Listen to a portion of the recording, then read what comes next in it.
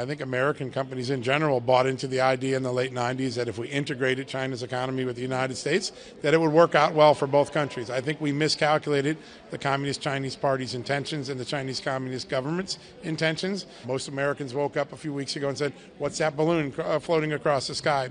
I had Newt Gingrich, the former Speaker of the House, on my show a few months back now.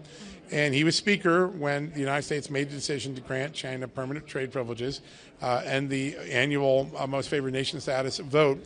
He said it was the biggest mistake he had made in his political career. He looks back now, and all we did was allow American money and American technology to flow to China, and China hasn't reciprocated with the sort of free trade and free world promises that China made us when we engaged in the agreement. Now, even some Democrats saying we have to decouple our dependence from China. And that is both parties talking that way for the first time.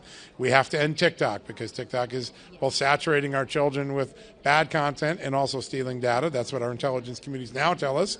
We need to harden our defenses, realizing that China not only wants to become the preeminent military power in the world, it wants to supplant the United States economically, including eliminating the U.S. dollar as the primary currency of the world. We have to tell people what human rights abuses are occurring with the Uyghurs and the Mongolians and all those around the world that China suppresses, sometimes with American technology or American dollars.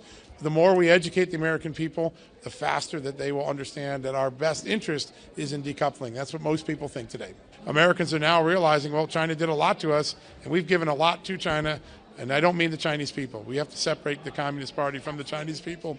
But America is waking up to the threat, and I think the policies will begin to adjust as everyday Americans have their voices heard and tell our government it's time for change.